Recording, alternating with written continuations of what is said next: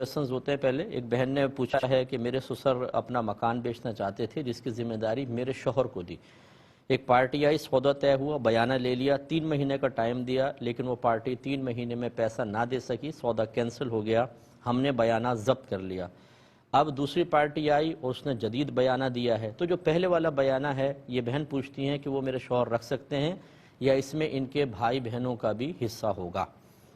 دیکھیں, اس کا جواب یہ ہے کہ بیانہ جو ہے یہ ہماری اپنی اختراع اور ایجاد ہے. شرعی لحاظ سے بیانہ کا کوئی تصور نہیں ہے.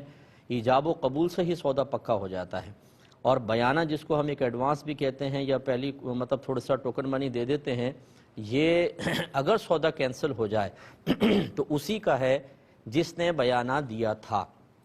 لہٰذا اس کو ضبط کر لینا ظلم, ناجائز اور گناہ ہے, اور یہ گناہ ہمارے معاشرے میں کافی عام ہو چکا ہے. اس کو ختم کرنا چاہیے. لہٰذا آپ یہ کہاں یہ سوچ رہے ہیں کہ ہم رکھیں یا بھائی بہنوں میں تقسیم کریں. یہ تو رکھنا ہی آپ لوگوں کا گناہ تھا, رکھنے کی نیت کرنا گناہ ہے, اس پارٹی کو واپس کرنا واجب ہے. اگرچہ بعض علماء اس کے جواز کا فتویٰ دیتے ہیں کہ جی اتنے عرصے اس نے پارٹی نے روک کر رکھا, اس نقصان کے تدارک میں ہم بیانہ رکھ سکتے ہیں. لیکن میں یہ سوال کرتا ہوں کہ اگر آپ نے ایک زمین 50 لاکھ کی بیچی اور 2 لاکھ روپے فرض کر لیں آپ نے بیانہ لے لیا, اور اس پارٹی نے بھی پیسے نہیں دیے تھے, اس زمین کی قیمت 60 لاکھ ہو گئی. اب وہ سودا کینسل کرتا ہے. اب اگر آپ یہ 2 لاکھ واپس کرتے ہیں, بتائیں آپ کو کیا نقصان ہے؟ آپ تو اب اس کو اگر 60 لاکھ میں بیچیں تو 8 لاکھ کا نفع ہے. تو یہ کہاں سے نکال لیا کہ اگر آپ اس کوئی پارٹی سودا کینسل کرتی ہے تو بائر ہمیشہ نقصان میں جائے گا, بلکہ وہ پراپرٹی کی قیمتیں بڑھ جائیں وہ تو بہت زیادہ فائدے میں رہے گا. لہٰذا یہ ظلم ہے. جو بیانہ دبا لیتے ہیں وہ اللہ کی بارگاہ میں توبہ کریں اور اس کو واپس کریں. ہاں, اگر یہ صورتحال ہو کہ جی ایسا اکثر ہو جاتا ہے کہ پہلے پارٹی پلاٹ روک لیتی ہے کسی فاسد نیت کی وجہ سے اور بعد میں منع کر دیتی ہے, اب ہم بیانہ بھی واپس کر دیں, تو اس میں مالک کے نقصان کا اندیشہ ہو سکتا ہے. لیکن کسی کی نیت کا حال تو ہمیں نہیں پتہ. اس کی خالی نیت کے اوپر بدگمانی کر کے ہم اس کا پیسہ ضبط نہیں کر سکتے.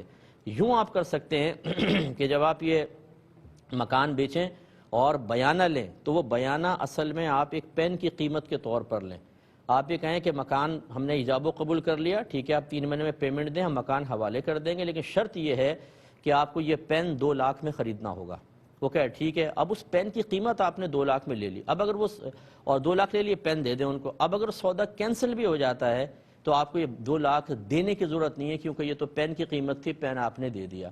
اب اس پر یہ سوال ہو سکتا ہے کہ حدیث میں ہے کہ بیع اور شرط کو جمع کرنا منع ہے.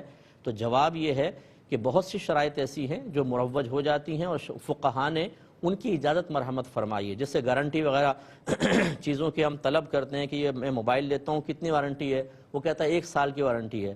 تو یہ ہم شرط ہی تو لگا رہے ہیں کہ خریدتا ہوں اس شرط پر کہ 1 سال کی وارنٹی ہوگی.